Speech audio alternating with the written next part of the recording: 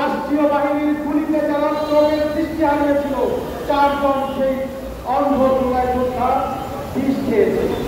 তারা বিষ খেয়ে আমাদের পুরো 18 কোটি বাংলাদেশের মানুষদেরকে একটি কষ্টের সম্মুখীন করেছে। সেই কষ্টের উত্তর আমাদের কাছে নেই। এই কষ্টের উত্তর কারা দিবে? এই কষ্টের উত্তর দেওয়ার দায়ভার ইন্টারিয়াম গভর্নমেন্টের। এই কষ্টের উত্তর আমরা চাই ডক্টর মোহাম্মদ ইউনূসের কাছে, এবং আমরা চাই আমাদের স্বাস্থ্য উপদেষ্টা নূর জাহান বেগমের কাছে।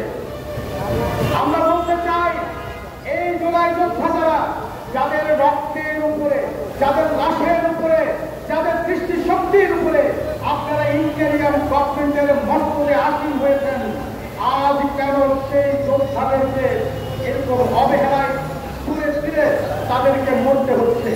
তাদেরকে কেন অভিমানে বিষ খেতে হচ্ছে? তারা কি চেয়েছিল? তারা চেয়েছিল একটি সমতার বাংলাদেশ। তারা কি চেয়েছিল? তারা চেয়েছিল বৈষম্যহীন একটি বাংলাদেশ। তারা কি চেয়েছিল?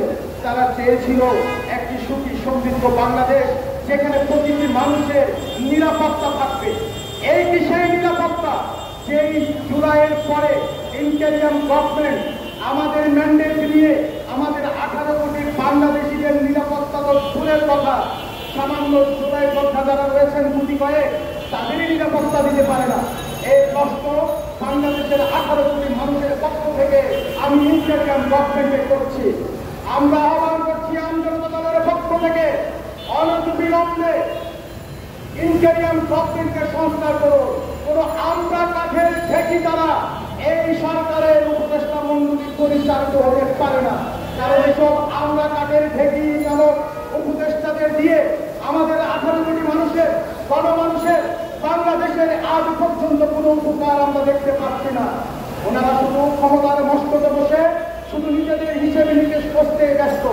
আমরা অনতিবিলম্বে এই উপদেষ্টা পরিষদের সংস্কার দাবি করছি। সাথে সাথে এই দাবি করছি আমরা আমাদের ইন্টারিয়াম গভর্নমেন্ট যেন জুলাই যোদ্ধাদের প্রতি সহানুভূতিশীল হয়ে তাদের সুচিকিৎসা, তাদের পুনর্বাস করতে এগিয়ে আসেন, এবং তা অতি দ্রুত।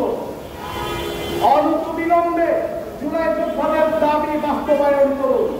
আমি আজকে দৃষ্টি সবাইকে ধন্যবাদ জানিয়ে আমি আমার বক্তব্য এখানে শেষ করছি। ধন্যবাদ সবাইকে।